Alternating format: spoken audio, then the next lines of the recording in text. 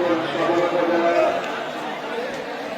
আজকে তিরুচালী ইউনিয়নে তিরুচালী high school ময়দানে আয়োজিত ইফতার মাহফিলে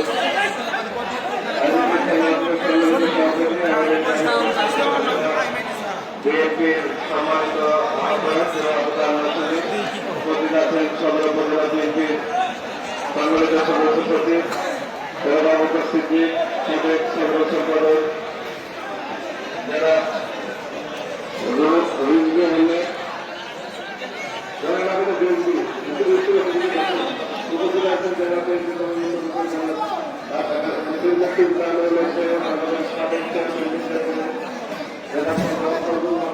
আছেন যারা আমাদের বিভিন্ন পর্যায়ের সম্মানিত সকল আছেন আমাদের মেলায়ন আছেন আমাদের সিদ্দিক বিভিন্ন পর্যায়ের নেতৃত্ব আছেন আমাদের রাকিবুল আছে বিভিন্ন পর্যায়ের নেতৃত্ব আছে আমাদের জেলা ছাত্র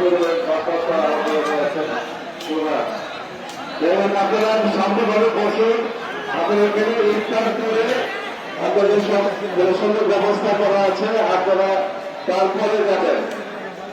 আমি আজকে খুব আনন্দিত যে তিরুচালীতে দীর্ঘদিন পর বাংলাদেশ জাতীয়তাবাদী দলের নেতা কর্মী সমর্থকদের মধ্যে একটা প্রাণ চাঞ্চল্যকর পরিবেশ তৈরি হয়েছে।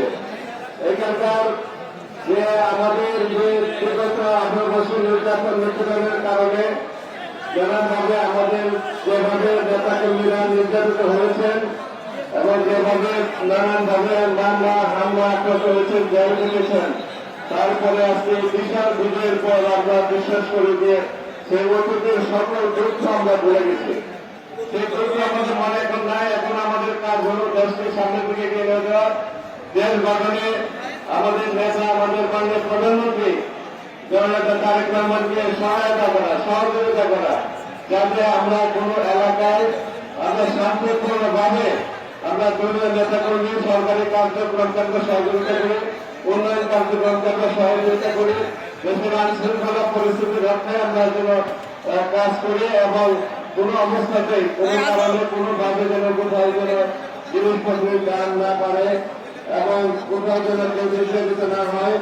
যেভাবে মানুষের জন্য বন্ধু দখল করা হয়েছে সেটি যাতে না হয়, মানুষের নির্যাতন হয়েছে সেটি যেন না হয়, মানুষের মিথ্যা মামলা হয়েছে সেটি যেন না হয়। আমরা ভবিষ্যৎকে একটি সৌহার্দ্যপূর্ণ পরিবেশে এই সুরক্ষিত গাড়ি সমগ্র গাড়িপুর সকল পরিবারকে আমরা গড়ে তুলতে চাই। গাড়িপুর 3 আসনের 3 আসনকে আমরা একটা সৌহার্দ্যপূর্ণ এলাকা হিসেবে গড়ে তুলতে চাই। আমরা কোন নির্যাতন নিপীড়ন বা প্রতিহিংসা রাজনীতিতে যাব না। প্রতিহিংসা রাজনীতি যারা করেছে তাদেরকে আমরা সম্পূর্ণভাবে ক্ষমা করে দিলাম, তাদের প্রতি আমাদের ক্ষতি জানাই। আজকে তিরুচালী এই এক পর্যায়ে সকল কেন্দ্রে আমি পাস করেছি, সকল কৃতজ্ঞতা জানাই। আমি বিশ্বাস করি যে এই যে দলের পরিবেশ পরিস্থিতি আজকে যে সামনে দিকে এগিয়ে যাচ্ছে, দলের শক্তি আরো বৃদ্ধি পাচ্ছে, এটি যেন আরো বৃদ্ধি পায়। কারণ বিএনপির ঘাটে ভবিষ্যতে থেকে ঘাটেকে আরো শক্তিশালী করার জন্য আপনারা যা করতে পারবেন আমাকে আমি তাই করবো। বিভিন্ন সময় উন্নয়ন ছিল, আমরা চেষ্টা করবো যাতে ভবিষ্যতে এই তিরুচালী থেকে আমরা যেন এই উন্নয়ন কার্যক্রমে শুরু করতে পারি। তাদের জন্য যারা পরিচালনা শুরু করেছে উন্নয়ন কার্যক্রমের মধ্যে প্রশাসনের সাথে আমাদের কথা হচ্ছে। আমাদের যেসব জায়গায় উন্নয়ন করা দরকার, উন্নয়ন কার্যক্রম করা দরকার, রাস্তাঘাট করা দরকার, শিক্ষা প্রতিষ্ঠান করা দরকার, আমরা ইনশাল্লাহ আপনাদের সহযোগিতায় সকলের সহযোগিতা আমরা কার্যক্রমগুলি পরিচালনা করব। আপনার নিশ্চিন্তে থাকেন, আগামী দিনের আগামী দিন অবশ্যই ভালো হবে, অত্যন্ত সুন্দর হবে এবং পঞ্চদাসে মামলা আছে তাদেরকে ধন্যবাদ জানাই। এবং আমাদের এখানে দ্বিতীয় দফায় হবে বা তৃতীয় দফায় হবে আমাদের দরিদ্র পীড়িত এলাকায় আগে দেওয়া হবে। সবচেয়ে কুড়িগ্রাম, যেমন কুড়িগ্রাম বাংলাদেশের মধ্যে সবচেয়ে দরিদ্র এলাকায় যে পরিচিত কুড়িগ্রামে হবে। তারপরে এরকম আর কি কতগুলি জায়গা ঠিক করা হয়েছে সেখানে হবে। আমরা হয়তো দ্বিতীয় ধাপে বা তৃতীয় ধাপ সবাই সমান অধিকার পাবেন, সবাই সমান অধিকার ভোগ করবেন, এতে কোনো সন্দেহ নাই। আমরা চেষ্টা করবো সকলের পাশে থাকতে এবং সবাইকে ঐক্যবদ্ধ রেখে এই এলাকাটাকে যাতে বায়োযোগ্য হয় সৌহার্দ্যপূর্ণভাবে যেন আমরা বসবাস করতে পারি।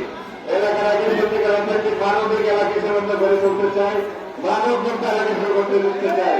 যারা মাদকের সাথে জড়িত আছে অনুরোধ করবো আপনারা এই মাদক থেকে সরে যান এবং মাদকের যারা মাদক সেবন করেন এবং মাদক ব্যবসা করেন তারা যেহেতু আসবেন না, দুর্নীতি থাকবেন না।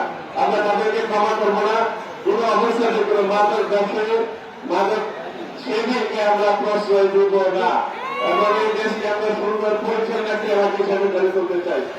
আমি সত্যিকার অর্থে একটি শান্তির এলাকা হিসেবে গড়ে তুলতে এই কথা বলে সবাইকে ধন্যবাদ জানিয়ে আমি আমার কথা শেষ করছি। সবাইকে ধন্যবাদ। আসসালামু আলাইকুম ওয়া রাহমাতুল্লাহ।